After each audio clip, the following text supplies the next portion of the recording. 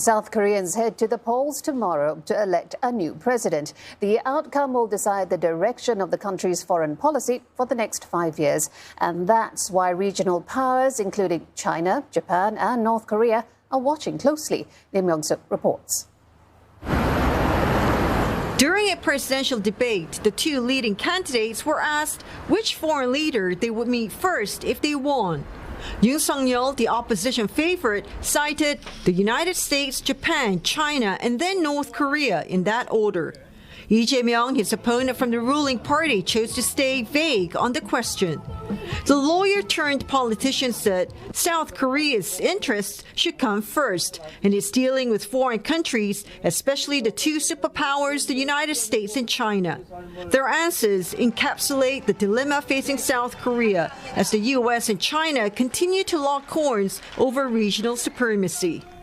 But we are not that small, but we are not that big, right? Then we have to be very smart. And for that, I think where we should stand diplomatically is a very important, and also that has been judged between the very careful calculations and very carefully designed strategy. Unlike Japan, which has been more vocal in echoing the U.S. criticisms of China, South Korea under President Moon Jae-in has stuck to a policy of strategic ambiguity. China is the largest trading partner of Korea, accounting for about a quarter of Korea's total trade volume.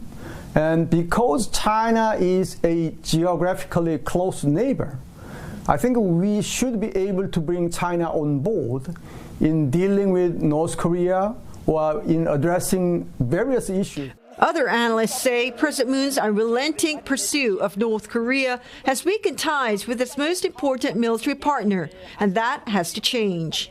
His perception gap over North Korea is different with the United States. Therefore, because of that perception gap, we did have a policy gap with the U.S. I think Yoon highlighting that is important, right? At least U.S. and Korea and U.S. should be on the same page. Opposition candidate Yoon has pledged to adopt a more clear-cut policy towards China and North Korea. He believes it's important to bolster deterrence against Pyongyang and suggested a preemptive strike against the North could be made not to wage a war but to stop one. While the ruling party's Lee said sanctions on North Korea have not worked and that softer policies would be more effective than tougher ones.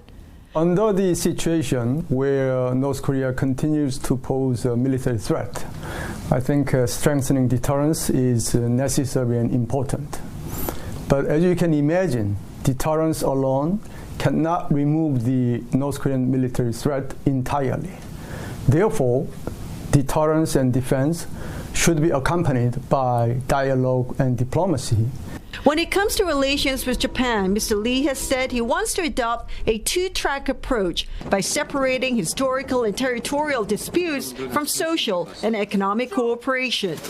While Mr. Yoon thinks it's time to seek a comprehensive solution to issues of history, trade, and national security.